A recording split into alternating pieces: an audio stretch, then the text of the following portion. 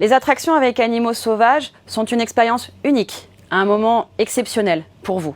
Et pour eux, c'est une vie de souffrance.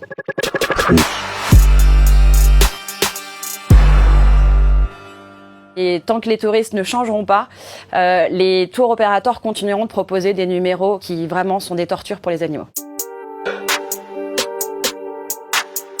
Que ce soit des chameaux, des dromadaires ou des éléphants, il faut savoir que pour pouvoir balader des touristes toute la journée, quelles que soient les conditions, quel que soit le poids du touriste, ces animaux sont dressés, voire cassés. Et notamment les éléphants sont placés dans des baraquements et dans des entravés des pieds, du corps partout. Et ils sont piqués, blessés là où ça fait mal, donc que ce soit les oreilles, les aisselles ou l'anus. Et ça s'appelle le fajan. Et c'est vraiment l'objectif de pouvoir casser l'esprit en fait de l'animal pour qu'il soit complètement soumis, docile et qu'il puisse trimballer des touristes toute la journée pour leur bon plaisir.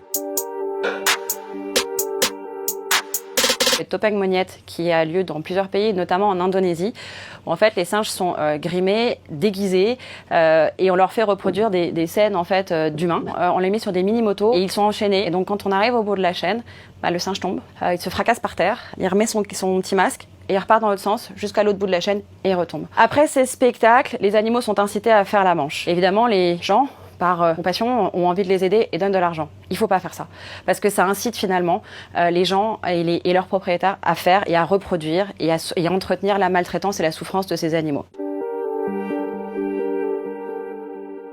Sur les réseaux sociaux, évidemment, les gens adorent partager leurs photos et leurs histoires de vacances. Et pour répondre à cette demande, des activités autour notamment des photos et des selfies avec animaux se sont développées. Les animaux sont arrachés à leur milieu naturel, à leur mère, et ils passent leur journée à prendre la pause. Donc les animaux paniquent, ils stressent beaucoup, ça leur crée des maladies. En ce qui concerne les animaux plus sauvages et plus dangereux comme les tigres, pour éviter qu'ils croquent un touriste parce que ça ferait un peu du mal à l'industrie, et dans ces cas-là, ils sont même drogués, ils sont complètement léthargiques pour pouvoir faire des belles photos. Partager des selfies comme ça avec animaux sur les réseaux sociaux, c'est inciter finalement cette forme de maltraitance et cette captivité. World Animal Protection a établi un passeport du selfie respectueux. Et donc c'est simplement, vous prenez, mais l'animal il est en fond derrière. Et puis même des fois, juste l'animal dans son milieu naturel avec les couleurs, la nature et tout, c'est quand même vachement plus sympa que de voir les têtes des gens.